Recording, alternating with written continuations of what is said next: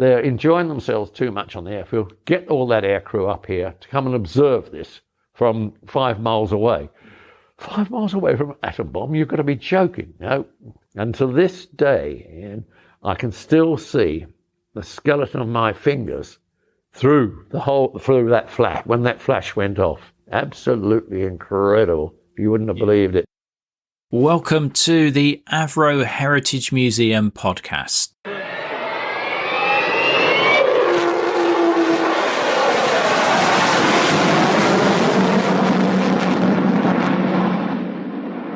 The museum is located near Manchester in the UK, and you can find more details at avroheritagemuseum.co.uk.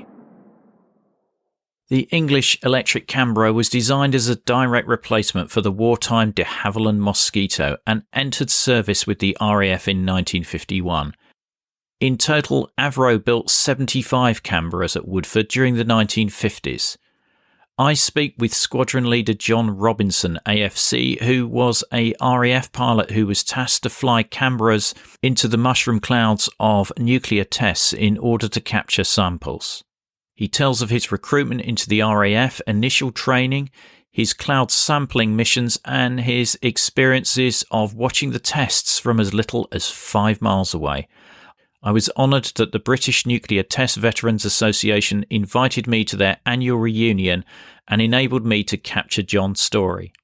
I'm delighted to welcome Squadron Leader John Robinson to the Avro Heritage Museum podcast.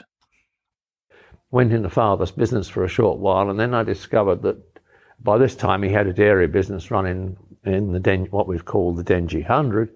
And he had me organised to run the milk run. Then I discovered I was delivering bottles of milk for 365 days a year, and that didn't appeal at all. So, I knew I was going to have to do national service, so I thought, well, what can I make out of that? I'd like to go flying if possible. Well, it wasn't in those days possible to become it was, but very, very rarely a national service pilot. So I thought, right, what's the easiest way out? I'll go for a short service commission in the Royal Air Force, and that might get me straight in. And sure enough, I passed the acceptance tests at Hornchurch, the Aircrew Selection Centre there. They said, start when you like. Well, I was only just turned 18 when I started at Cardington in the Royal Air Force, and that was the initial thing, before we got sent off to Cranwell in initial training school at Cranwell, not the college, and that's how all the training started in a quick way. So by the end of the summer of 52, I was ready to go on to pilot training. Yeah. Right. Right. What aircraft were you trained on? Right. Well, the next move was straight away. There was no rest from the end of the course, the initial training school course, to the flying training school course, which was done in Feltwell, up in Norfolk, just on the edge of Norfolk. And we started on Prentices, Percival Prentice, and then the dear old North American Harvard 2B, which they were the two aeroplanes they had there, a grass airfield. I'd never, ever flown before. I'd never been in an aeroplane before. I didn't have a clue what I was going to expect. And this sort of burly instructor gets inside me and said, "Oh, okay, Robinson, put your chute on." Nobody had shown me how to put a parachute on for a starter. You'd think that would be lesson one, wouldn't you? Well, so I got over that and a bit nervous by this time. He was starting to wind me up a little bit. But anyway, off we launched in this Prentice, which is a lumber, to say the least. Everything is done at 70 knots in the Prentice. It takes off at 70 knots, it climbs at 70 knots, it cruises not much faster, and then it descends and lands about that speed. So that was it. It wasn't an easy aeroplane to fly. Aerobatics were just a non-starter. And were you a natural pilot, would you say? I would say it came very easily to me, yes. And I think that's why I tended to go along with the flow of people and watch some of my colleagues struggling. I thought, well, what are you struggling about? That seemed very easy to me. And I found that easy. If my instructor gave me a good demonstration of what something was on, then I could do it straight away. And he especially when we went on to the Harvard, where we were going to do proper aerobatics and loops and barrels and all sorts of things. And I had a good instructor there who suddenly said, I've got a candidate here who can probably do the job without too much problem. And I was agreeably surprised, because I came away with, I think, with an above the average assessment. So I couldn't have been that bad. Halfway through that course, we lost half our course. All of a sudden, the Korean War was no longer a requirement. And I was obviously in the top half of grades and things. And they kept me on, and I think I wound up third or second in the course. And I was very pleased with what we are. We only started with 30 of us, 4 of those of which were Burmese, and being trained with us. So we didn't wind up with very many of us getting our wings on, I think it was June the 2nd or something like that, in 1953. Right. Yeah. And where was your first operational posting? Well, we went on. Then I had to do a jet conversion. Okay. And that was on Meteors, Meteor 7s and Meteor F4s, down at Western Zoyland in Somerset. And that was a quick 6 months whiz through there. And on to then they said, okay, young man, well, you're a bit of a tearaway. You might think you're going on to fighters, but no, you're going on to bombers, onto bomber command. So I said, okay, had to accept what I was given. But at that time, of course, the Canberra was the new shiny vehicle that the RAF had got, or aircraft that the Air Force had got. And it was second to none, as we all know in the world, and how well it did ultimately do. The Americans bought it and built it, and I believe they're still flying one. NASA, I think, are still flying them, because there's nothing like it. Yeah, that's right. And this was another point later on, that we often found that we were having to do the jobs. Afghanistan War was another one, where the Canberra had to do the job which the Americans couldn't do. And those are the sort of things. So I wasn't too worried about it, and I was sent off to Bassingbourne, which was the operational conversion unit, just inside Cambridgeshire. And there we are, we're going to be paired up. And they said, right, we're going to tame you, young man. You're a bit headstrong. So I thought, oh, really? And how are you going to do this? They gave me a flight sergeant navigator who had wartime experience and everything else. And dear old Ken, he looked after me. Well, we got on well. He was a quiet guy, but, I was being looked after in the nicest possible way. And it was good. It was good. And we whizzed through that course. It should have been 3 months long. We did it in 2. And I was then on to an operational squadron within 2 years of joining the Air Force. Wow. Now, you compare that with what goes on today. Yeah. It's on a really operational aeroplane, and it was quite astonishing. And what was the role of the Canberra as a bomber during the Cold War? It was a light bomber. We were using World War II weapons, 1,000-pound bombs. That's all we were armed with. Very, very primitive navigation aids, and G and GH were our main 2 radar navigation aids, and those are the 2 things that we relied on. Right. We hadn't got anything else much in the air, other than we could really climb to a big altitude and outclimb any fighter that was around in those days. And some of the exercises we did against Fighter Command, where we would go out in strength a whole load of Canberras and then come in from the east as if that's where the enemy was coming from.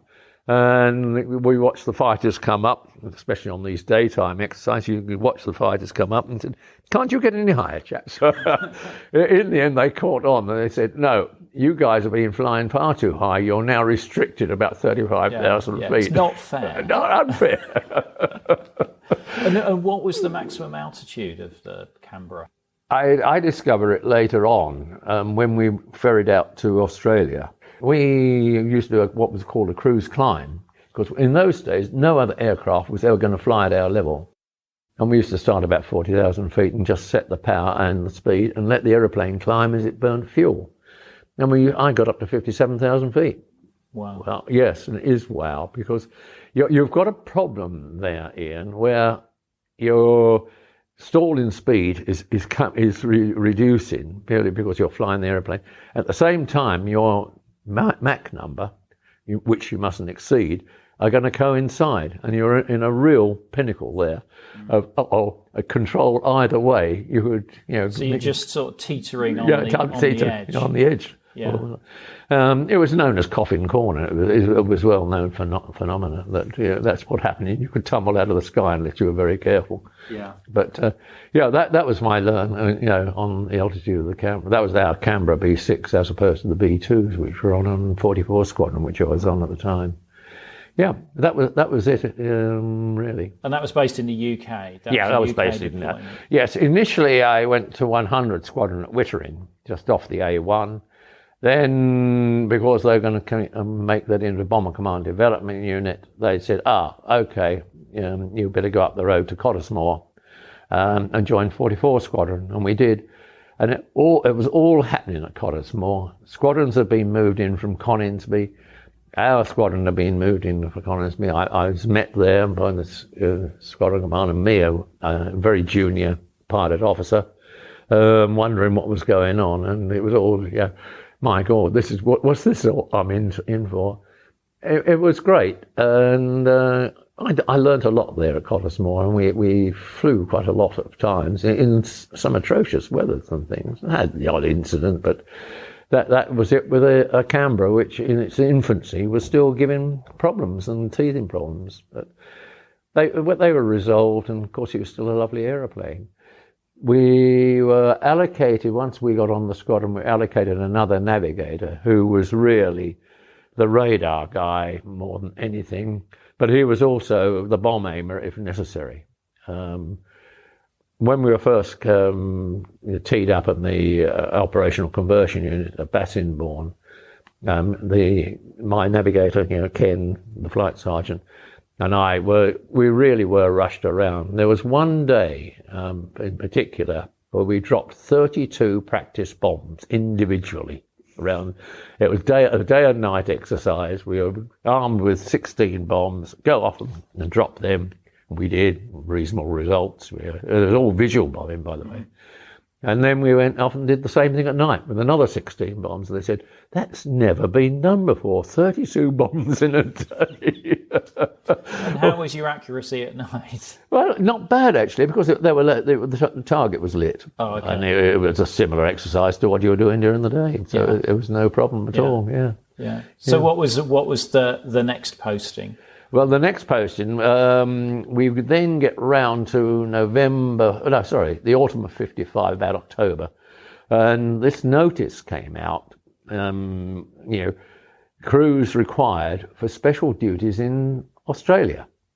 And they were nominated as special duties. We hadn't a clue what it was about. Bachelors only to apply. Well, none of us were married in my crew. And my two bright navigators said, you're taking us, buddy. And I thought, oh, well, how? Because I've only got 6 months of my 4-year commission left. Well, that can be fixed, surely. There's a bit of paper here which says you could apply for an extension. Oh, so I signed this off. And believe it or not, beginning of November, the posting at my 12-year direct commission came through.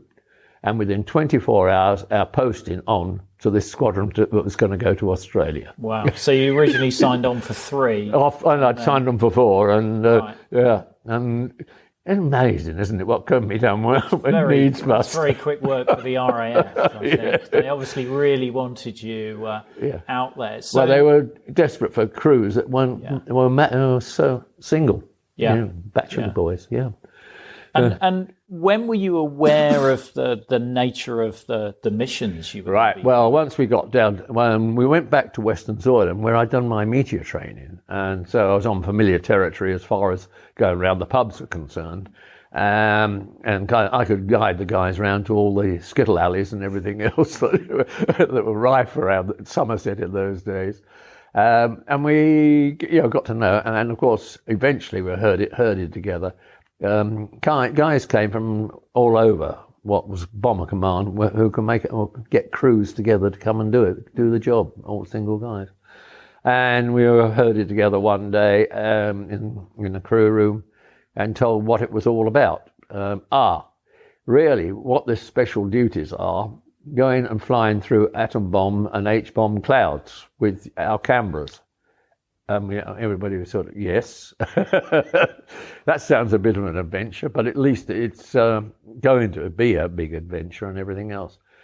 We weren't aware at that time that other people had already done this flying through clouds with the dear old Canberra B2, which I'd been used to. And, there were things that happened and that was never really passed on to us, or what it was all about. We were then going to be re-equipped. Well, the squadron was being reformed with Canberra B6 aircraft, which had considerably more power, a lot more fuel on board, because the wings were integral fuel tanks, which they weren't on the B2. So it had a lot more range and a lot more versatility all around. They were also fitted with special filters within the air conditioning system to take out a lot of the nasty stuff that could come in if we're going through these clouds. So as far as the aircraft frame was concerned, they made it as safe as it possible was in those days for the aircrew to survive and do those sort of things. When we were first told at Western Island, before we even thought about ferrying out to Australia, discussed what was going to happen to the aircraft, because we hadn't a clue, how contaminated they were going to get and everything. And they said, well, cripes, you're going to take a hell of a lot to get clean, and this needs to be sorted. How are we going to do it? And one bright spark says, well, we can fly them over to the Australian, the Bight, South Australia, and somebody will jump out and let them crash into the sea. And we said, yeah. And who's going to do that? Well, the pilot. You don't need navigators for that job. And that was some bright spark's idea of one way of disposing of the problem. Yeah. But it didn't come to that. We didn't seem to be too worried about it all. It was a big adventure for all of us. I was by far the youngest guy on the squadron by about 3 years or something like that, but yeah. And were you given an option to decline when they told you the nature? I don't think they came into it. My guys said, we're going, and I thought that's... They were just I've got sun, sea, sand... And, that's it. It was... We were in that era where flying, everybody wanted to fly. Yeah. The enthusiasm for flying was still there. And you have the opportunity, let's do it. What about it? Yeah, and you think you're invincible at that age. Of course you do. As well, in this sexy aircraft you're flying around. This lovely aeroplane. Yeah. Mrs. Queen has supplied for me, and thank you. And I'm enjoying flying it. It really was good. And how did you get down there? Did you fly the aircraft down there in stages, or were you... Oh, yes. We've got 10... or 11 crews on it, who all had to be, most of them had come off from flying the B2, none of them from the B6, which was not a great deal difference to it. It handled very similarly, except you were aware of more power, especially at the lighter weights. And we settled down, getting familiar with that, started doing exercises where we'd have even more limited navigation aids, using single lights on for a runway at night, because we didn't know where in the outback of Australia we'd be landing, and so we made sure we always landed on the right hand side of the lights. It was a bit embarrassing. The other side was a load of a field or something, and that we did things like that and got really familiar with the aeroplane. Then the first part of the squadron, all bar 2 crews, went off to Australia straight away to do the Montebello exercise there, which was part of Mosaic, as we know now. And they all went off and did the 2 bombs up on the northeast coast of Australia.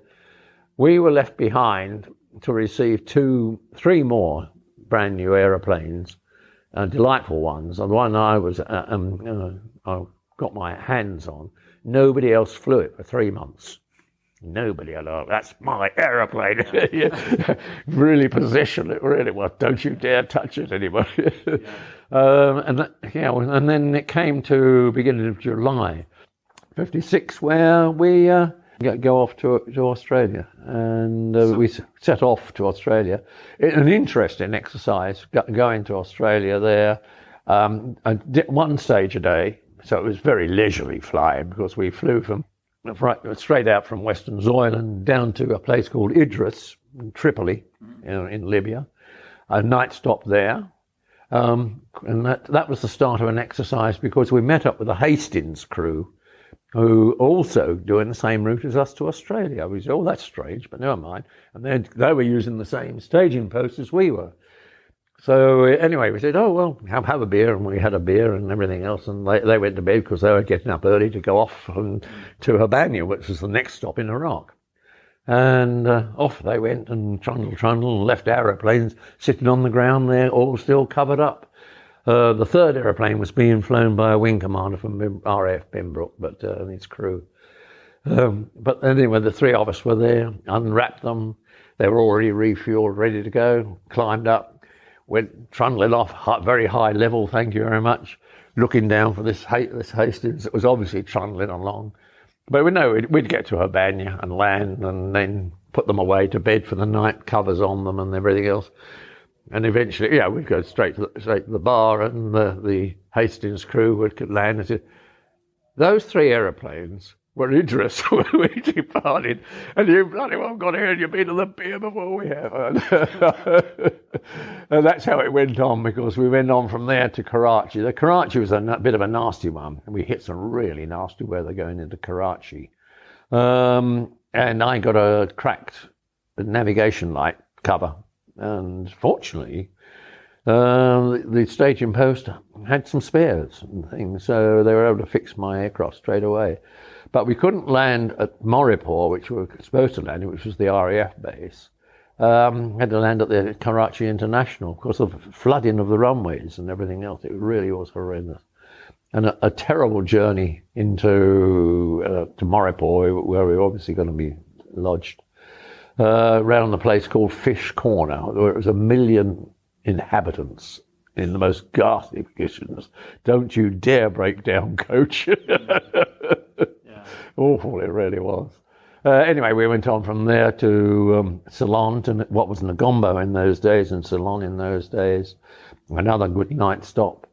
And then the next one was straight on to Changi, Singapore. What is the big airfield now. But that was Changi, RAF Changi in those days. And went there, we had a couple of 3 nights there. Because we needed all the rest for the hard work we've done going flying down. Absolutely. And that was it. Sort of were there. The next was quite a long flog down to Darwin, and that was a longish leg. It took well over 4 hours, 4.5 hours, 5 hours. Landed at Darwin, very pleasant and everything else, and I landed mine. We parked the aeroplane. And then this wing commander who was flying our spare aircraft came up and says, I'm taking your aeroplane on from here.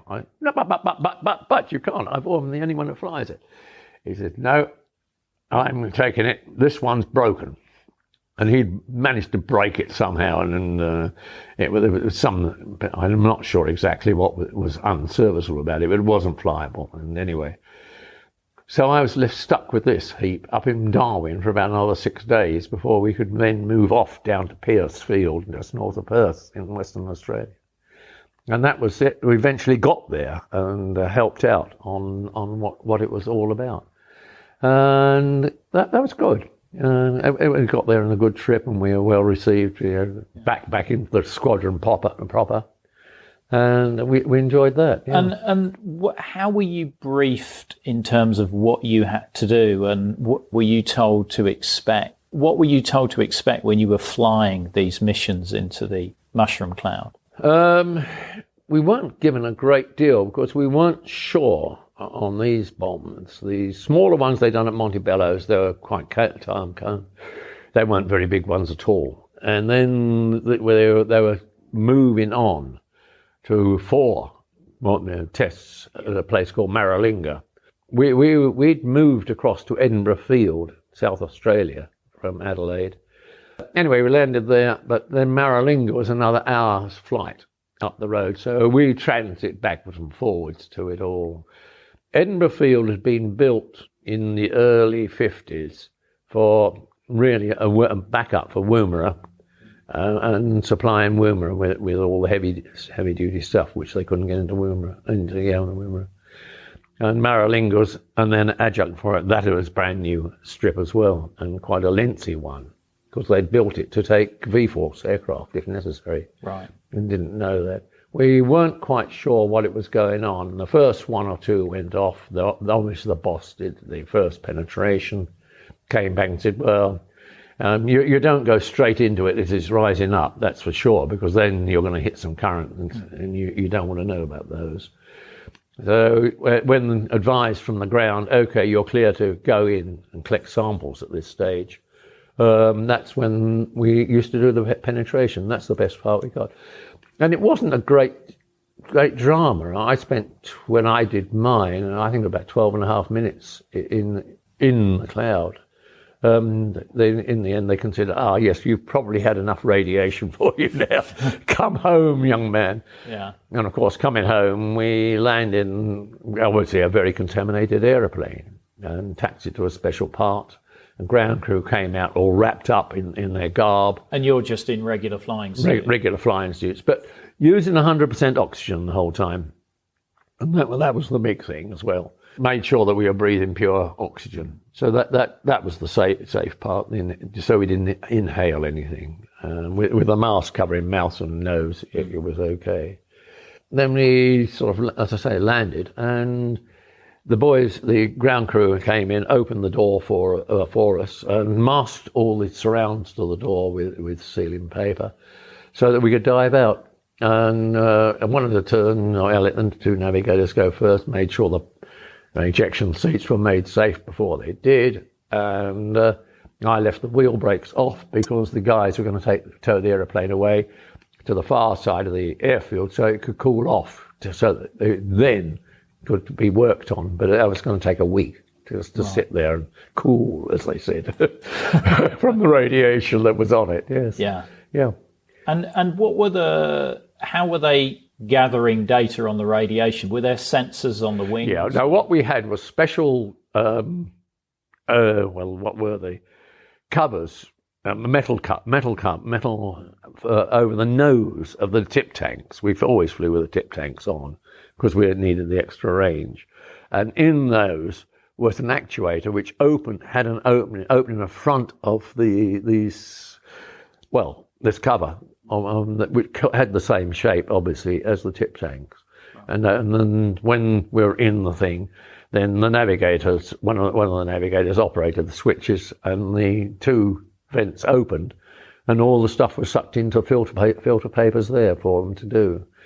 Yeah, as simple as that. Yeah. Well, was it just like flying through a regular cloud, really, at that point? Well, some clouds can be irregular, some can be... what is a regular cloud, I guess, is the question there. Yeah, because the lot I did going into Karachi was that we didn't want to go through again. No, it was no problem at all. No, you were obviously on instruments because you've got to see where you go, what you're doing, but there was no problem at all. No. And was there anything attached to your flight uniform to detect radiation? We had got little badges, but they weren't. I'm not sure they were issued to us on that first exercise. We're not sure at all. Don't think we were. It's when they started going, we moved on to the next lot. They started getting a bit more excited about, how the dose rate was going to happen to us. Was that because the weapon that they were moving on to bigger detonations? Well, these we were doing at Maralinga on the first lot, to finish off Mosaic, were really triggers for the H-bomb. Right. Yeah, these were pure A-bomb. So they were kiloton rather than megaton. Yeah. Oh, yeah. And the megaton one was 10 times as powerful as the triggers that we were playing around with down in Maralinga. Yeah, that was as easy as that. And that was all job done until, well, then we had the next phase, what we were going to do. They hadn't got anything for us to do for 6 months after we'd done this exercise. What are you going to do with us? And they said, well, why don't you go home for Christmas? All the way back to England. So we said, oh, and how? And they said, SS Strathnaver is leaving Adelaide docks in a couple of 3 days' time. Pack your bags and get on board. So there was 18 of us aircrew and 40 ground crew got on board this and had a delightful trip back. Thank you very much. The Suez War was on at the time, so we couldn't go through the Suez, so we went through, after leaving... You went the scenic route, right? Oh, yeah. After leaving Adelaide, we went to Fremantle, then straight across the Indian Ocean to Durban. And we had 2 or 3 days in Durban, sightseeing and things, lovely. Then on around the corner to Cape Town, thank you very much, up to the top of Table Mountain and things, and then back on board, and away we went again. I think it was Tenerife we called out on the way there, one of the Canary Islands anyway, and then on to Tilbury, where we disembarked, and it took all of a month to do this trip. Wow. And they said, when we got off, and the normal officer in charge of disembarking passengers, and said, right, you're all on 6 weeks leave. So we said, oh, thanks very much.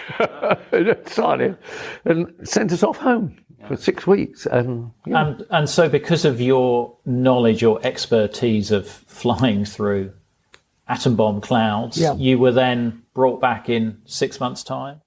What happened then, after Christmas and into the new year, they said, right, you better go back to Australia now. We got nothing for you to do here. Your aircraft are out in Australia. You better go and get refamiliarised on the flying side with those and run them in before you go onto Christmas Island. And that was a good thing. We went back out to Australia in Qantas Super Constellation, which seemed to stop everywhere compared with how we'd done it with our Canberras. There was about 3 stops to our 1. So yes, we went out there. We had 2 or 3 nights in Singapore where we stayed in Raffles Hotel, which Very enhanced nice. our business things. And then it was carried on and into Sydney. And we went by Viscount down to Adelaide, yeah. But that was it. But it was all of a sudden we worked it out. At the SS Strathnaver, and the crew had looked after us remarkably well on the ship going out. And they said, they suddenly realised they got a bunch of officers here who could, enjoy themselves. So we were invited immediately up onto the deck, the main deck where they operate, or the operations are, to see what the ship was all about and operating. We were invited, and they said, right, be here again midday tomorrow, pilots and navigators. We've got a job for you lot to do. So we all trooped up there on the first available day, and they said, right, pilots, you're going to check the steering gear of the ship. So we said, well, that sounds exciting. So we each had to go and turn in the handle, and it was normally on autopilot, and that was it. And the navigators, you've got to take the sunshots to find out where we are. So they had a job to do as well. And of course, theirs was important. They had exactly logged the distance, because that distance was used as the raffle for the passenger who got the nearest distance on the day of going across. So they had to be very accurate on that one. But that was enjoyable. But going back and on the story, when we got to Sydney, we said, I wonder whether the Strathnaver is back. And sure enough, it was in Sydney. We were, no, we'll leave it till it gets to Adelaide, and then we'll go and invade them. And we did. A rotten lot that we were, yeah. And were you flying from Australia to Christmas Island? That was a long haul. We went up to Amberley, which is just west of Brisbane, and then Brisbane to Nadi in Fiji, and then a really long haul of 2,000 miles over shark-infested sea, over the equator and the international date line, all on one trip. And it was 2,000 miles with no navigation aids other than the two navigators working their butts off on sun position lines with a periscopic sextant, which we had put in had been fitted to the B6s, the new aeroplanes that we had. They had fitted radio compasses for us, but they ran out after 100 miles, they ran out and were useless, absolutely useless. At Christmas Island, they had a DF situation where they could call steers and everything else, so that could accurately get us to the island, and that worked. But it was a long haul in pretty cold conditions at that high altitude. Because I guess if you miss it, there's nothing else there. Bye-bye, yes. Wow. And so you were actuly based on Christmas Island. That was the airbase. The target for the Valiants on the bomb aiming place was Malden Island, which is 400 miles to the south, or just west of south. And that was there and set up as the target with a whole load of trucks and things on there just to see what damage that could be done with all the blasts and things. Yeah, we were all accommodated in tents and things and getting used to life on Christmas Island before we got going. I hear the crabs are a bit aggressive on that. The land crabs particularly. We shared tents between us, and but the thing to do was to dig a trench round big enough so the crabs couldn't get through it. Right. And you'd wake up in the morning and there'd be all these crabs in the trench, but not getting at us. One or two people did have nasty experiences with them, and the hermit crabs were okay, but it was the land crabs that weren't. Right. And the mess life, well, the army cooks did a marvellous job. Really helped out there. Provisions were, gin was 2D. Wow. Well, 2 old pence. Old pence. God, you wouldn't even find a coin for that nowadays, no. I don't think. No. Gosh. And but the expensive bit was the gin. There was the tonic. a small bottle of tonics that was 6D. Right. Wow. And with these larger weapons, were you having to fly at a higher altitude for these? No. My job was a peculiar one. They needed somebody to be a VHF relay, in between the target area and the base operations at base on Christmas Island, because the VHF range was not sufficient with the equipment from those days, but they could do it with an aeroplane orbited halfway between the two. Right. And the Valiant was virtually on the same thing, but he was on an orbit slightly higher than us. I would be the first aircraft off on this exercise, on this, what happened on this trip. We were going off there and positioned ourselves in what we called a racetrack pattern, set up, and then the Valiant would come off almost immediately. I took off apparently almost immediately afterwards. I always remember Wing Commander Hubbard, who was flying it, seeing me in the mess afterwards. He says, "Christ, I thought you were never going to get airborne," he told me. I said, well, I had got an aeroplane full of fuel. The temperature was up well into the 30s, and the humidity was pretty high. The poor old aeroplane was struggling to get airborne as it was, and we could have been shark fodder if an engine had failed. But there we are. So yes, that's why we're doing that. He says, "Come on." We were okay. We had a fairly light Valiant to go and do the job, and that's what we did, and we did that orbit. And when we were on heard the countdown and it was going to be exploded at 8,000 feet, the weapon. Obviously, we saw a flash, but by that time we were going well away from 200 miles. Did you have to wear protective goggles or anything? No, we were 200 miles away from it. Right. Because it was being aimed at the island, and we were 200 miles well clear, so we were considering it, and we were in safe territory. As soon as we'd done that, and I'd been cleared from my duties that the Valiant was on its way back, that my sniffer mates were climbing up to high altitude to get in through it, the two aeroplanes. But job then was to go and survey the island immediately to see what superficial damage or serious damage had been done to Malden Island. And we all, from what we could see, were skating over it, not a great deal. And fuel by that time was getting a little bit tight. So what sort of altitude were you over the island? Over the island, we let down to low level, 1,000 feet. Wow. Yeah. And you were cameras running to, or was it just a visual observation? Visual observation, right. Yeah. Right. That's all we had. Well, the radiation levels must have been quite high. They were going up. Yeah. Yeah, everything was going up. Right. As they do in the bombs. And from the place it detonates, it doesn't go down. Yeah. It rises, obviously. Yeah. And that's what was going. They did, as I understood it. Yeah, I'm no scientist, so I don't know what's left on. I would imagine there's got to be some radiation still left on at ground level. Well, it was mainly blast effect. Yeah. Was what they were keen to see, and it did. It set the odd thing on fire. You could see the flames and licking around. But that was it. So we did an orbit round and got away.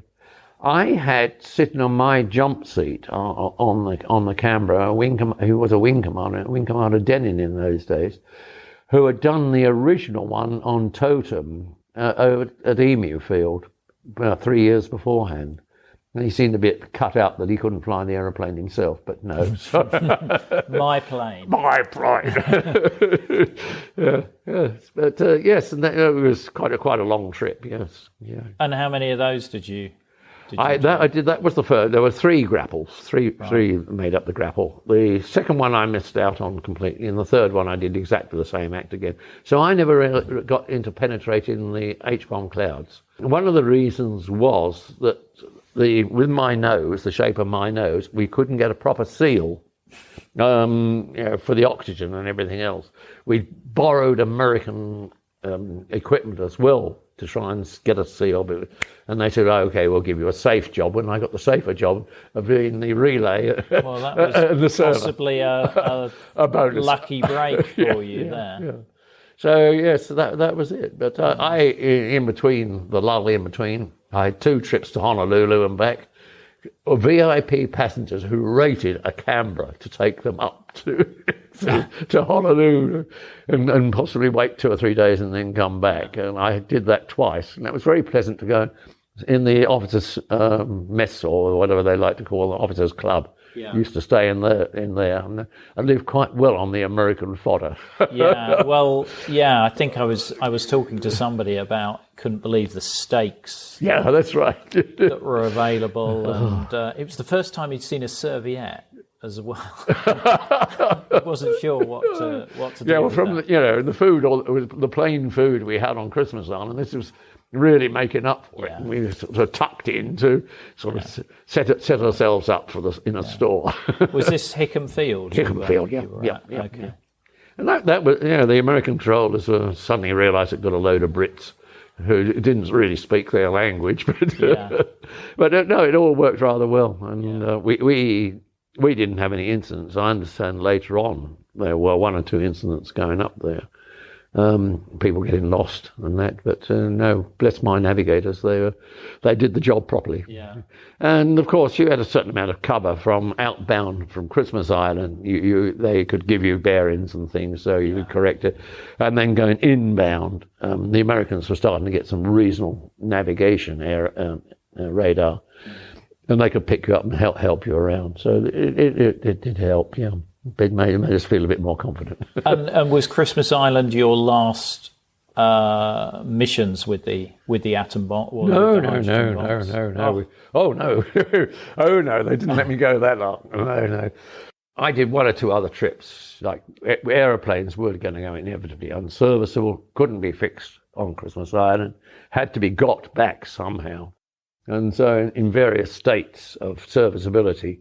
We were flying aeroplanes down to Fiji and to Nandi there, and a crew would come up because we still got two or three spare crews left in Australia. Who would come up and take the aircraft back to Australia and get for it to be fixed. We used Canton Island, which is quite a narrow strip, it really is, and around another lagoon in a similar way. But that cut down the distance to Fiji, that was for sure, and helped a bit on that one. And then we were there on that trip, yes. From there, it was back to Christmas Island for the last bomb to really go off. And then get everything back to Australia. I got a touch of Asian flu there, which was a bit nasty in Fiji. But that was, fixed by a doctor giving me some pills and things and put me back onto a Hastings aeroplane and took me back to Christmas Island. But there on board this Hastings, what was the cargo? Nothing but booze. Crates and crates of gin, whiskey, you name it. It was full. Priority delivery. A priority delivery to keep the troops happy. And but I was not feeling at all like any of it. No. Yeah. And then we did the last one as well. And that was it. And then we started ferrying all the aeroplanes back to our base at Edinburgh Field, ready for the next one, which was Antler, an exercise Antler. And that was in the autumn as well of 57 we got to now. There were going to be 3 more tests there on that. I forget which one I was allocated to in the end. I'm not so sure it wasn't the 3rd. But, we lived in the mess up at Maralinga airfield, and the life was good. Mm. A quick aside, do you mind another aside story here? No, absolutely. We love a tangent. We had a blooming good bunch of aircrew there. There was a bunch from the varsity aircraft as well, which I was helping to fly. And, we had a poker school in the mess every night, after a meal. There we were all, because the mess was the only solid building at the airfield that we were in tents otherwise. And, there it was, and playing poker one night. And then all of a sudden they shout, "Sputnik's going over!" And it was the first Sputnik going over. So we had the troop outside pretty good to see what this light go through the sky. And it was the first Sputnik. Wow. Wandered back in the mess and blow me down. The pile of money was still there. Nobody had pitched it. And then I did my last trip as a sampler. Going through it. I'd been tracking the bombs before, but as a proper sampler and getting it all on board and tucking it away. And then got back and we went back to Edinburgh Field. Now what's happening? And they said, we think you've done enough and you better go home before you get any more radiation. And they weren't. Nobody had a clue how much total we'd already so. But the estimate from the medics was, well, you've probably done enough for all the flying that you've done. So off, and they sent me home from there. And that was an even better trip going back because, as I say, we had 3 varsity aircraft out there. So make sure that they didn't drift into the site from the bombs going off. Oh, and there was one I must tell you about was and they're going to set off a night one, and they did them from the towers, okay? And this night one was going to be set off from the tower, and some wise bloke said, they're enjoying themselves too much on the airfield, get all that aircrew up here to come and observe this from 5 miles away. 5 miles away from an atom bomb, you've got to be joking. So they did, and they positioned us there, gave us this briefing, back where we had to have our backs to where the ground zero was going to be, cover your eyes up, closed, and everything else with your fingers. And to this day, Ian, I can still see the skeleton of my fingers through that flash, when that flash went off. Absolutely incredible. You wouldn't have believed it. And then we could watch the blast, because the low level of stratus had come in at the time, and you could watch the shockwave coming through that low level of stratus and hit us. Yeah. And how strong was that from 5 miles? Quite strong. One of my mates was standing on a mound and he got blown off it. Right. Yeah. Picked himself up, dusted himself down. Yeah. 5 miles away. And presumably they've calculated that the fallout's going to go the other way. Oh, yeah, Yeah, we were fairly safe anyway. Yeah. It's only a little toy, that was. Still, 5 miles is very... Well, it's pretty adjacent. Very close. Yeah. Do you know what size that one was? Haven't a clue. No, we weren't privy to anything like that. No. So was that your last experience of? Yeah, as I say, they said pack your bags, you're going home. And by that time I was quite good pals with the varsity lot, and they were finished as well, and were going to fly the 3 aeroplanes back to the UK. So I said, well, I can be a co-pilot on that and go back there, nice and comfy, and give the captain a free. And we did this, and it took us 3 weeks. All the different places we stopped on the way back. It was quite hilarious. It really was.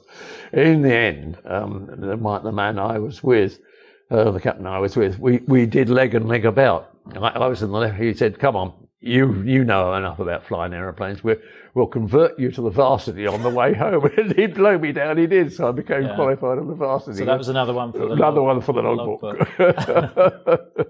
Wow. Yeah. So really, that was it. And as far as that was concerned, I was concerned with our sister squadron, 542 Squadron, which was at Western Zoyland when we arrived there to form 76.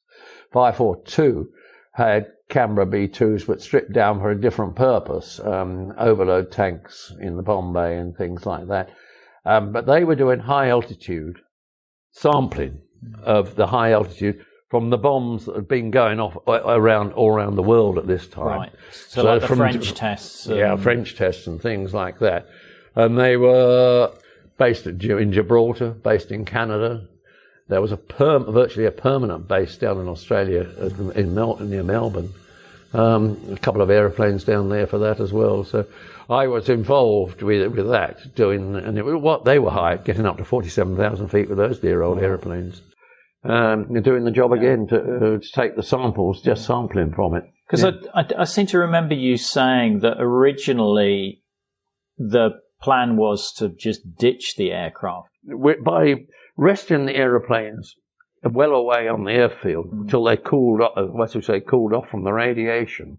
And then properly dressed, could then work on the exterior there, but not the engines, because they were obviously going to be, as we call, radiation hot, right through, having sucked all the air in and pushed it out the back end. Make sure you follow us in your podcast app so you don't miss out on future episodes of the Avro Heritage Museum podcast.